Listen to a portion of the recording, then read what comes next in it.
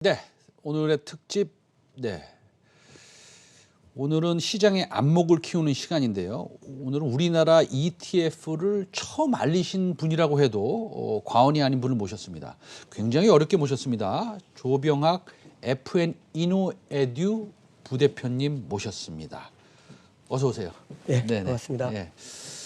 자, 대표님 경력이 보니까 현대경제연구원에 계셨네요. 네, 거의 네네. 대부분 직장 생활을 거기서 네. 했습니다. 현대그룹의 종합기획실에도 계셨고, 네. 현대경제연구원에서 이렇게 여쭤봐도 되나요? 어떤 거 연구하셨습니까? 뭐 주로 미래 산업에 관련된 것과 제가 하던 사업은 그런 것들을 기업에 알려주는 교육과 관련된 부분들을 많이 했습니다. 미래 산업에 네. 대해서 특히 네. 많이 공부를 하셨다 이런 말씀하셨는데, 근데 부대표님 모시고 오늘 뭐 워낙에 스펙트럼이 넓으셔서 어떤 주제를 갖고 얘기를 하면 좋을까라고 이제 저희가 좀 고민을 했습니다. 네. 근데 오늘 보니까 부대표님이 좀 금 얘기를 하겠다 이렇게 말씀하셔가지고 뭐 그렇게 하십시오. 그런데 사실은 속으로는 약간 궁금했습니다. 네. 왜 하필이면 지금 뭐 별로 재미가 없어 보이는 네. 표면적으로는 그렇습니다. 표면적으로는 재미가 없어 보이는 금 얘기를 왜 하실까라고 생각을 했는데 왜 금을 고르셨습니까? 우리가 자산이라고 하면 크게 이제 원자재 그리고 이런 부동산 그다음에 이제 주식 이렇게 이제 크게 셋으로 나눠 보는데 원자재 중에서도 우리가 일반인들이 투자할 만한 자산은 금입니다.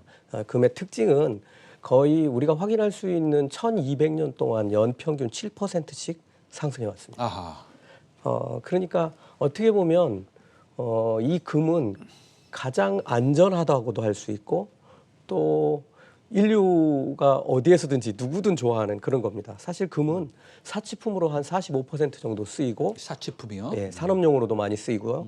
그다음에 화폐를 대신해서 보관하는 용도로 쓰입니다. 뭐 안전자산이라고 불리죠. 근데 이제 이게 연평균 7%씩 상승하면 10년에 2배가 되죠. 네. 예. 우리 한번 생각해 보면 우리 IMF 때 1998년 이때 금모기 할 때 한돈 3.75g이 한 5만 원 정도 했습니다. 네. 근데 지금 한 24년 정도 흘렀는데 금값은 지금 27만 원 하니까 네. 뭐 다시 10년에 2배, 다시 2배, 그리고 4년 동안 오른 값 하면 딱 맞춰서 올라와 있죠. 그래 지금은 보통 보면은 이제 뭐 주식 그다음에 부동산 다 뜨끈뜨끈하고 조금 식었지만 이런 비트코인 같은 그런 쪽에 다 눈이 가 있습니다. 근데 사실 저는 이 투자를 하려고 하면 뜨거운 것에 들어가서 전쟁하는 것보다는 한 발 먼저 움직여서 오를 만한 곳으로 먼저 이동하는 게 좋은 방법이라고 생각하고요. 지금은 다른 자산에 비해서 덜 주목받고 있지만 3월에 저점을 통과한 이후로 어느 정도 상승했다가 최근에 조금 하락한 그런 모습을 보이고 있습니다. 작년에 많이 올랐을 때는 온수당 2,100불 가까이 갔었고 떨어졌을 때는 1,650불 정도까지 내려갔었고요. 지금은 한 1,760불 정도 하고 있으니까 지금부터는 조금씩 포트폴리오에 뭐 주식을 다 팔아서 옮기고 그런 게 아니라 조금씩 늘려가는 것도 좋은 방법이고요. 주식시장이 좋아지지 않으면 좀 상태가 나빠지면 오히려 더 이득을 볼 수도 있지 않나 이렇게 판단합니다. 알겠습니다. 부대표님, 저도 사실은 부대표님과 비슷한 성향입니다. 네. 왜냐하면 사실은 우리가 좀 미리 생각을 하는 게 좋지 않습니까? 예. 그래서 저 최승민의 픽처 플러스에서도 최대한 좀 이렇게 미리 말씀을 드리는데 이제 우리 시청자 여러분들이나 주식을 투자하시는 분들 아니면 코인에 투자하시는 분들이 좀 성향이 좀 이렇게 그렇게 뭐라 그럴까요? 안정적으로 이렇게 투자하시는 것보다 급등주를 좋아하시는 분들도 간혹가다 계셔서 네.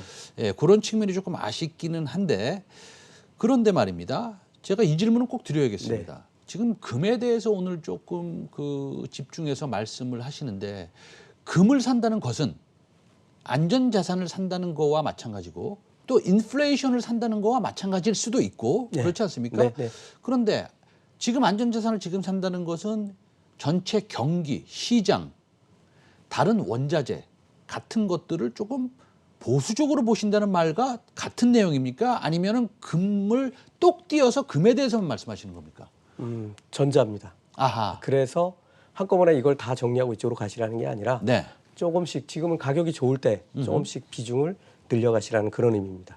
알겠습니다. 그럼 금이 좀 매수하기 좋은 시기라고 말씀하시는데 예. 투자 전략은 어떻게 가져가면 되겠습니까? 제가 볼 때 네. 한 1년 정도는 상승 국면에 진입할 것 같습니다. 그 이후까지 보기는 어려운 게 뭐 제가 예측하기가 어렵다는 말이고요. 네네. 이게 이제 주식시장을 비롯해서 자산시장이 붕괴하기 시작하면 사실은 금도 마찬가지로 같이 무너집니다. 하지만 그 전까지는 좀 과열 국면이 잦아들면 금 쪽으로 시선이 많이 쏠릴 가능성이 있고 무엇보다도 지금은 그 사치품 수요가 증가하는 시기에 이제 진입하기 시작했고 산업 수요도 지금 늘고 있죠. 특히 뭐 반도체 같은 데도 이제 이런 것들이 많이 쓰이는데 네. 생산량이 못 따라가고 있을 뿐이죠. 예. 그렇습니다. 알겠습니다. 또 결정적인 요인이 하나 있는데 네네. 2015년 이후로 금의 채굴량이 이렇게 연간 증가하는 게 정체해 버렸습니다. 그래서 이게 수요 증가하고 맞물리면 금값이 일시적으로 좀 많이 오를 수도 있다 이렇게 판단하고 있습니다. 그 금 채굴량이 정체돼 있다고 이제 말씀하셨는데 네. 금은 한정적입니까? 아니면 무한합니까? 한정적이죠. 한정적이죠, 그러니까 그 대신 당연히. 이제 네. 금에 대한 수요, 그러니까 경제가 살아나고 그러면 금 수요가 같이 늘죠. 근데 그만큼은 이게 금 채굴량이 받쳐줘야 되는데 그걸 못 받쳐주고 있는 거죠. 알겠습니다. 그러면 뭐 하반기는 좀 안전자산이 좀 더 유망하시다 이런 의견을 가지고 계십니다. 그런데 그러면 하반기 유동성 흐름에 대해서 한번 고민 한번 해보셨습니까? 네. 어떻게 생각하세요? 근데 뭐 전반적으로 보면 저는 하반기까지는 주식이나 부동산이 더 유리할 거는 확실합니다. 아하. 네, 그렇지만 제가 말씀드린 건 위험도 같이 커지고 있으니까 투자 비중을 조금 한번 금 쪽으로도 생각을 해보시라고 말씀드리는 거고요. 또 하나는 이제 우리가 좀 유의해서 봐야 될 거는 이제 달러 가치가 어떻게 변하는지를 잘 봐야 될 것 같고요. 이 달러가 급상승하기 시작하면은 사실은 모든 자산 가치가 다 하락한다는 그런 의미가 되고 이때는 사실은 달러를 보유하면 가장 좋은 투자가 될 수 있겠죠. 지금은 이제 이런 서서히 좀 변곡점을 향해서 가는 시기인 것 같고 그 시기가 뭐 1년 정도는 뭐 괜찮겠지만 점점 시간이 흘러갈수록 우리가 좀 안전한 자산 쪽으로 눈을 돌리는 게 좋겠다. 이렇게 말씀드리겠습니다. 알겠습니다. 자, 그러면은 이거 하나 여쭤보고 싶어요. 우리가 금 어떻게 투자합니까? ETF 사는 게 좋아요? 아니면 금은방에 가서 금을 사는 게 좋습니까? 은행에 가서 금을 사는 게 좋습니까? 어떤 게 제일 사실 개인한테 유리합니까? 다 아닌 것 같고요. 다 아닙니까? 예. 증권사에 가면 네네. 한국거래소에서 1g 단위로 금을 거래할 수가 있습니다. 네네. 그래서 이제 그 증권사 한번 들르셔서 네네. 어떻게 하면 되는지 확인하시고 거기 이제 수수료가 또 있으니까 가장 저렴한 수수료 골라서 사시면 되고요. 뭐 실물로 출고도 할 수는 있습니다. 네. 하지만 실제로 실물을 보유하는 거는 특히 양이 많다고 하면 좀 좋은 방법은 아닌 것 같고요. 그 다음에 은행은 조금 제가 볼 때는 좋은 방법이 아닌 것 같습니다. 그 대신 그리고 뭐 그 투자 금액이 소액이면 ETF를 선택하는 방법도 괜찮겠고요. 하지만 금액이 좀 커지기 시작하면 ETF보다는 직접 한국거래소를 이용하시는 게 좋을 것 같습니다. 알겠습니다. 자, 그러면은 증권사 가가지고 1g당 거래되는 것을 좀 한번 여쭤보시고 그렇게 거래를 하시면 그게 제일 효율적이다 이렇게 말씀하시는데, 자, 그 ETF 투자 전략을 궁금해하시는 분들이 있을 겁니다. 네, ETF를 뭐 우리나라에 처음 소개하셨다 해도 과언이 아닐 정도의 그런 분이신데, 그 어떤 ETF들 지금 보고 계신 거 있습니까? 하반기하고 내년까지 좀 봐야 될 것 같아요, 우리가. 네. 예. 뭐 사실 ETF도 주식을 묶어놓은 거니까 그렇죠. 뭐 예. 시장하고 같이 연동돼서 움직일 수밖에 없고요. 좀 미국을 기준으로 말씀드리면 지금 이제 상반기에는 주로 그 성장주가 좀 주춤했고 뭐 여러 가지 이제 실적이 개선되는 종목들 중심으로 해서 올라왔는데 지금은 다시 이제 성장주에 지금 눈이 쏠려 있는데 저는 이런 것이 그렇게 오래 가지는 못할 거라고 봅니다. 대신 소비주들 몰려 있는 곳에 조금 신경을 써서 보시면 네네. 이제 뭐 조금 사람들 활동도 좀 많아지고 그동안 못한 거 돈도 좀 쓰고 하다 보면 이 소비와 관련된 ETF들 괜찮아질 것 같고요. 또 인플레이션에 조금 더 보고 인플레이션 우려가 계속 이렇게 가끔씩 등장하는데 그런 걸 반영한다고 하면 미국의 XLF 같은 금융 섹터에 투자하는 것도 괜찮을 것 같습니다. 뭐 어쨌든 주의해야 할 거는 이제 인플레이션이 정책 결정에 얼마나 영향을 미치는지도 봐야 될 것 같고 실제로 우려하는 거는 이제 금리 인상에 대한 우려들인데요. 달러 강세하고 엮어서 보시면 시장 조금 잘 읽으실 수 있으리라고 판단합니다. 알겠습니다. 근데 ETF 중에서도요. 네. 사실은 뭐 지금 말씀하신 그 XLF 네. 금융 ETF도 좋지만 사실 조금 뭐 오래 투자할 수도 있는 거 아닙니까? 성장성을 보고 네. 그렇다고 보면 요즘에 얘기 나오는 뭐 우주 ETF나 네. 바이오 ETF나 뭐 이런 예. 것들은 어떻습니까?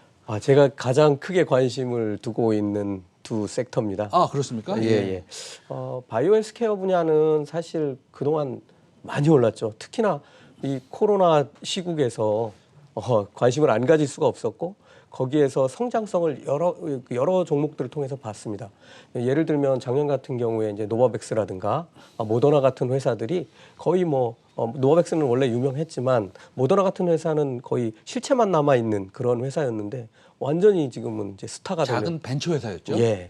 뭐 20명 정도 근무한 그런 네네. 회사가 지금은 세계적인 회사로 이제 발돋움했는데 네. 어쨌든 바이오 헬스케어든 우주항공 산업이든 무한한 가능성을 가진 이제 그런 섹터라고 보고 있고요. 바이오 헬스케어는 좀 뭐 시간이 없으니까 나중에 한번 설명을 드리고 네네. 우주항공 산업이 지금 딱 지금 조망을 받는 시기에 와 있습니다. 왜 그러냐면 우주 항공 산업은 이제 뭐 진짜 항공 산업도 있지만 정말로 우주로 가서 우주를 개발하고 여행하는 게 핵심적인 목표입니다. 그런데 다음 달에 두 회사가 우주 여행을 시작하겠다고 지금 선언을 해놓은 상태인데요. 제일 먼저 버진 갤럭틱이라는 회사가 미국에서 우주 여행 민간인을 태우고 하는 우주 여행에 대한 허가를 받았습니다. 그래서 다음 달 4일 날 비행을 하겠다고 지금 얘기가 나오고 있고 미국으로는 이제 이번 주 토요일이 되겠네요. 그 다음에 아마존 CEO를 지냈던 제프 베조스가 운영하는 블루 오리진이라는 회사가 있습니다. 네네네. 이 회사도 로켓을 지구 궤도까지 쏘아 올린 다음에 캡슐을 분해하고 낙하산을 펼쳐서 캡슐이 다시 지구로 귀환하는 이런 프로그램을 하고 있는데 20일 날 본인하고 동생하고 또 여러 명이 같이 우주여행을 시험에 나서겠다고 지금 한 그런 상태입니다. 그래서 지금 뭐 버진 갤럭틱 같은 경우에는 이제 뭐 몇 번 여행이 연기되고 하면서 뭐 주가가 뭐 15불 밑으로도 떨어지고 그랬었는데 순식간에 뭐 45불 회복하고 55불 정도까지 갔다가 지금 한 47불 정도 돼 있는 그런 상황입니다. 이런 우주항공 ETF들은 여러 가지들이 있는데요. ARK의 ARKX라든가 뭐 이런 것들이 많이 있습니다. ARKX요. 네. 예, 그거 좀 제가 외워보겠습니다. 네. ARKX. 예. 알겠습니다. 우주항공 ETF에 관심이 많으신 우리 그 조병학 대표님 오늘 말씀 너무 잘 들었습니다. 예. 네. 고맙습니다.